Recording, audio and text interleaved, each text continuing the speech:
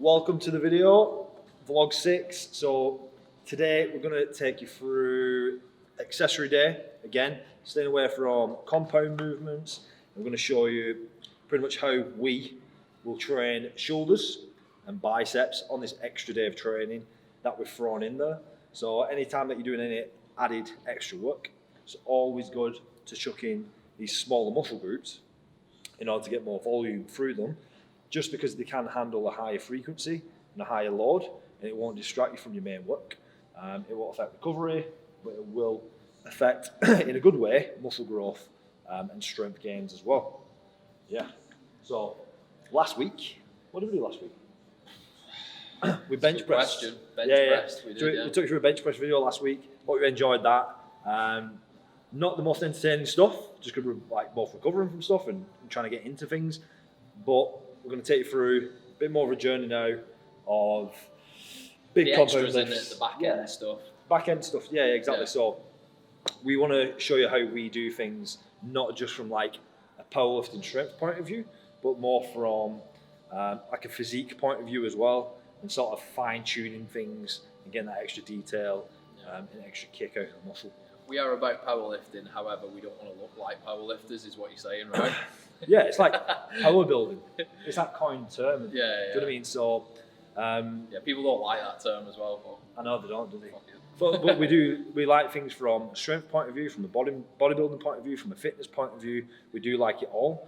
We don't want to be one-dimensional. What you do tend to find is people get so like in one lane with one thing, and we're not about that. So with powerlifters, nothing but low reps, power bellies, all this sort of stuff. For us, we do enjoy all aspects. Powerlifting is a priority. Bodybuilding, we can learn a lot from and gain a lot from as well. And it's always good to not get lazy in the style of training that you do. Okay, so let's take you through this session. I think you're like 15 to 20 range. Yeah. So exercise number 1, we're going into a plate-loaded shoulder press. So we don't normally like doing any extra pressing work away from the main days. When we're doing accessory days, I like doing movements that aren't compound based, right? But today we are going to get started on more of a compound style movement, plate loaded shoulder press. The reason we can put this in there, it won't compromise the lower back and recovery like that, just because we're supported by the pad. We've got a good grounding on the floor. So putting this in there just as an activation exercise to warm everything up, get the shoulder joint warmed up, get it full of blood, get it pumped. So we're going to go low weight, very high reps, just to get it firing, and then we'll get into all the other main work. Oy! Perfect for the video. Fuck's sake. Not made for kids. Can't write that shit, can you? Sometimes I'm alright, sometimes I don't know. Watching time fly makes Perfect me feel YouTube old. content. Sometimes you move up, sometimes you lose track. But all the ups and downs that life has got me coming right back. You got your ups and your downs, confident to clown. You could feel left out of your own damn house. Be on top of the world, kissing on a girl. So nervous you can feel what it means to be real. You can need your own space, get your own place, but feel so alone when nobody wants to stay. You can finally fall in love, you fit just like a glove, then find out you're not enough, no. Sometimes I'm alright, sometimes I don't know. Watching time fly makes me feel old. Okay, so exercise number 2. You've seen us do this before. We're going into a cable side lateral raise. I absolutely love doing these. If you've never done them, just give them a try. Pretty sure you'll like it. Just make sure you start off pretty light. It is easy to overload this weight and really throw your body at it. But a little bit of body action is all right, but not too much. As long as you've got that emphasis and you can feel it personally, you're all right. So let's get into this. 3 sets, straight sets, nothing crazy. Again, higher reps. Because we do so much low rep work, when it comes to these main compound lifts, we miss a lot of stuff. So hitting these higher ranges from like 12, 15, even 20 do have benefit, and it will build muscle, right? So you can always get strong in every rep range, not just in 1s to 5s. So low, wondering why my room is so cold. Sometimes I'm in love, sometimes I fall fast, losing my trust, run from my past. Sometimes you move up, sometimes you lose track. But all the ups and downs that life has got me coming right back.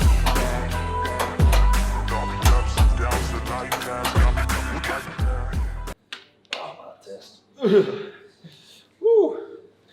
Drinking red contour water pre-workout. Flavour. I like it. 6 out of 10. Yeah. I've only sipped it though. I wouldn't like to. Yeah. I wouldn't like to do it in like 100 ml or less of water. Yeah. I think it'd blow your head off. Effects, I'll tell you. Tell you at the end. Let's see.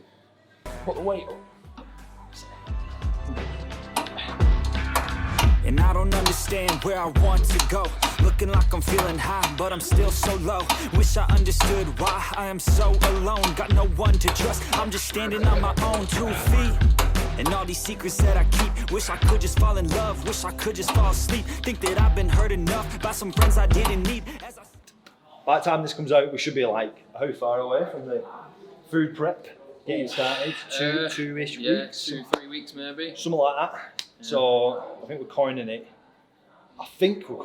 Eden Eats. Yeah, I think so, yeah. Eden Eats. Yeah, unless I start designing the logo and it looks pretty shitty, then maybe we'll change it, but I'm pretty sure that's what it's going to be. Yeah, so probably will be. People get too hung up on logos, names of businesses, stuff like that.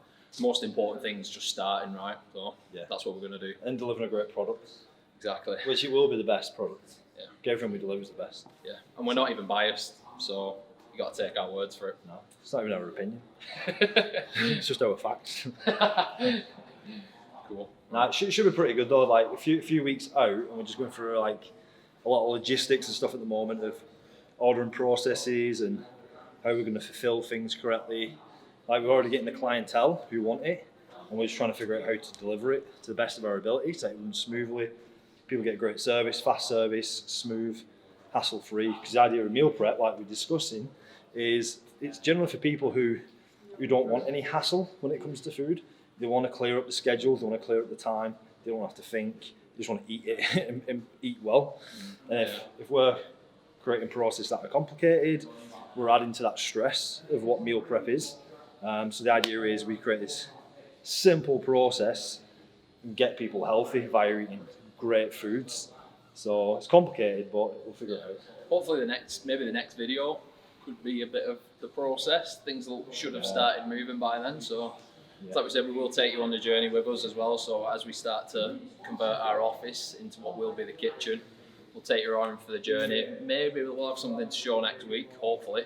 Yeah, definitely. So we'll pay for that in the next one. Yeah. And then you'll see us in like a massive warehouse like this. Right, so exercise number 3. So we've hit pretty much front and side head of the delt with the overhead press into that isolated lateral head, side head of the delt. So we're coming to the rear head now, so the posterior. So this is a rear cable fly. How we like to do these, no attachment on the handle. Make sure that them cables are about shoulder height, just so you can hit that exact plane of motion, not having to pull down, not having to pull upwards. If you come out of line, you're going to get less connection with the area of the muscle that you're actually aiming for. So it could vary for you on our machine. It's number 4, probably doesn't matter. But what we do, we get the opposite hands on these and we get the right weight. Rookie mistake number 1. Don't do it. So crossbody, we take a step back, out in front, level your nose, eye line, lean forward, slight bend in the knee, and we pull across, take our time, pull across, connect with that rear head. Nothing moves. Pulling on my elbows, retracting my scapula. Out of my skin and into someone gracefully. And maybe then you can finally get a taste of me. Got no friends, cause they become so fake when you make a statement and the world engages. And I spend all of my time making something that I hope could finally make some changes. Oh. Sometimes I'm alright, sometimes I don't know. Watching time fly makes me feel old. Sometimes when I'm high, my mind is so low, wondering why my room is so cold. Sometimes I'm in love, sometimes I fall fast, losing my trust, running from my past. Right, we're gonna burn the shoulders out now, so let's do script. We'll do an ascending set into drop set, just because. So we'll pick Sure. up. Yeah, screw it. So we'll go, screw it, easy, sets of 10. And we'll start at 7.5, 10, 12, and we'll move up. And we'll come straight back down in sets of 10. And we'll do our best to keep form. If form leaves us, it's not the best in the end, doesn't matter. Just trying to squeeze every last bit out of these shoulders now. So a little bit of leniency with form is absolutely fine. Don't do it all the time, but yeah, right. Sometimes I'm alright, sometimes I don't know. Watching time fly makes me feel old. Sometimes you move up, sometimes you lose track. But all the ups and downs that life has got me coming right back. You got your ups and your downs, confident to clown. You could feel left out of your own damn house. Be on top of the world, kissing on a girl. So nervous you can feel what it means to be real. You can need your own space, get your own place, but feel so alone when nobody wants to stay. You can finally fall in love, you fit just like a glove, then find out you're not enough, no. 70 rep set. I think as meticulous as we can be with sets, reps, intensities, stuff like that, especially coming from like this powerlifting style training where it's, I'm going to do X weight for X reps, for X intensity, and it's just that. We don't push past it, we don't push less. And that's where we build on blocks of like overload and volume, build strength. It's nice because of that to incorporate random intensity techniques into training. So it's like ascending sets and drop sets, rest pause sets, you name it. Get everything you can out of the muscle. You don't have to be one dimensional. Not everything has to be, I'm going to do 10 kilos for 12 reps and I'm done there. I'm going to do 12 and a half for 12 reps and I'm done. Play about with it, it's absolutely fine. Of course, everything has its place. I'm not saying do a drop set on every single exercise, but when it's there, take it, do it. I'm going to etch every last bit out, do it. It's nice to know what you've got as well. Yeah, You know what I mean? for Like sure. say, you're always so measured in, right, you know, this now feels like an 8 RPE, I'm going to stop or whatever it may be. It's nice to just be like, what have I got in the tank, you know what I mean? So yeah, it's quite cool to do stuff like that every now and again. Definitely not every day though, I couldn't do that. My shoulders are on fire. Yeah. So that's us done for shoulders, 4 exercises, everything is being higher reps, so we've not pushed less than 10 reps on anything. Again, just pushing extra blood in there, make sure we're getting a good pump. Nothing crazy in terms of weight, this is added work. We will train shoulders again heavy, and we have done already this week. So we don't need to keep pushing heavy, we won't be able to recover from that. So now we're going into a bit of bicep work.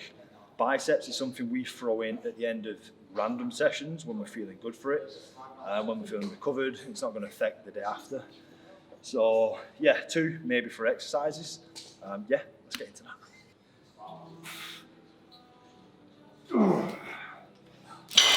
Ooh.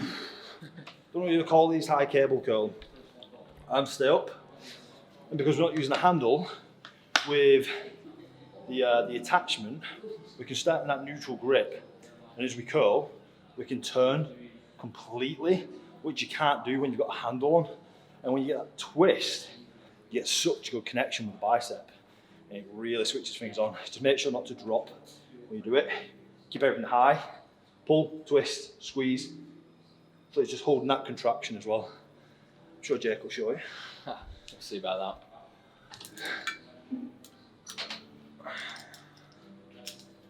Sometimes I don't know, watching time fly makes me feel old. Sometimes when I'm high, my mind is so low, wondering why my room is so cold. Sometimes I'm in love, sometimes I fall fast, losing my trust, run from my past. Sometimes you move up, sometimes you lose track, but all the ups and downs that life has got me coming right back. All the ups and downs that life has got me coming right back. And I don't understand where I want to go. Looking like I'm feeling high, but I'm still so low. Wish I understood why I am so... Right, exercise number 2 for biceps. So we've done a high pulling motion with plenty of twist through that bicep head. Helps connect with it a lot better. This time we're coming down, elbows to the side, and we're going into a standard dumbbell hammer curl. So there's 2 ways normally to do them. You can do them really strict in terms of positioning and keep the elbow in line with the shoulder, or you can do kind of like a side hammer curl cross body and come in. I actually like something in between that, kind of like a bit of a hybrid style, and I just curl to where my arm wants to go. And I find I get a better connection, better results with that. So we'll show you how we do it here. We'll do one arm at a time. I like to do certain rep schemes per month. This month, I'm on sets of 8, and I'll just keep working up in weight until them 8s just get really tough. Don't forget, Isabel, when you're filming, my right arm's half an inch bigger. Yeah, that literally applies to me as well. So we're on my small arm.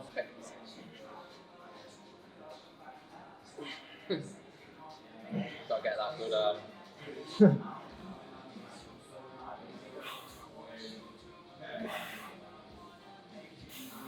So 8 reps per arm, starting on 17.5 kilos. I'm going to keep bumping up 2.5 kilos per set, so 20s, 22s, 25s. Keep doing 8s until I can't do 8s anymore. I find that just creates such good overload and good workflow into the muscle. So I think Jake's going to follow.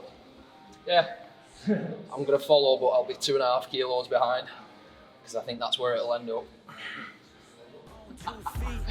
And all these secrets that I keep, wish I could just fall in love, wish I could just fall asleep. Think that I've been hurt enough by some friends I didn't need. As I sit up on this bluff and I smoke a little weed, cause everything doesn't feel the same to me. I'm patiently waiting for the pain to seep out of my skin and into someone gracefully. And maybe then you could finally get a taste of me. Got no friends.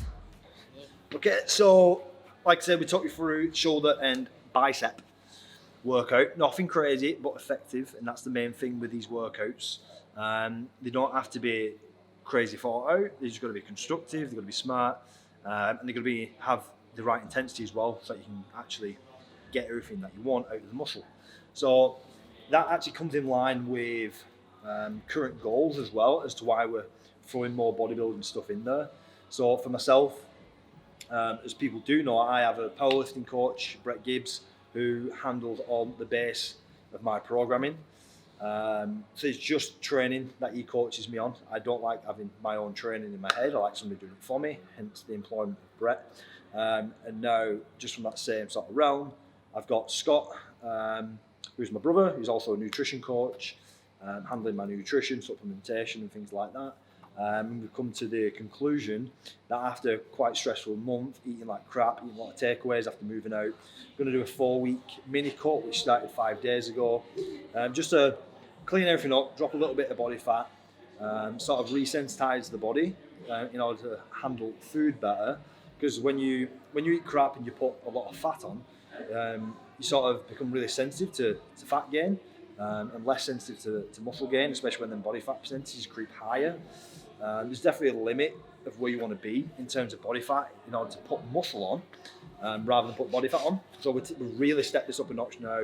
Everything is dialed in to even like how many carbs I'm eating post workout, to what's happening on each day, to the supplements at certain times. It's all in there, right? So I'll give you an update on that pretty much in each video, but the idea is 4 weeks, cutting down, resensitize, getting ready for an absolutely massive push upwards, where we're going to be putting on a lot of muscle, a lot of body weight, and a hell of a lot of food, and limiting that fat gain.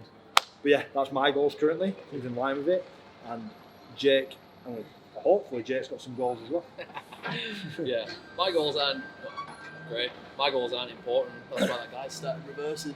But no, my goals aren't as serious as Connor's. You've got intentions to compete in the future, right? Yeah. So my goals, it sounds too generic for my own liking, but I don't really have any other words for it. So my goals are to be that all-rounder.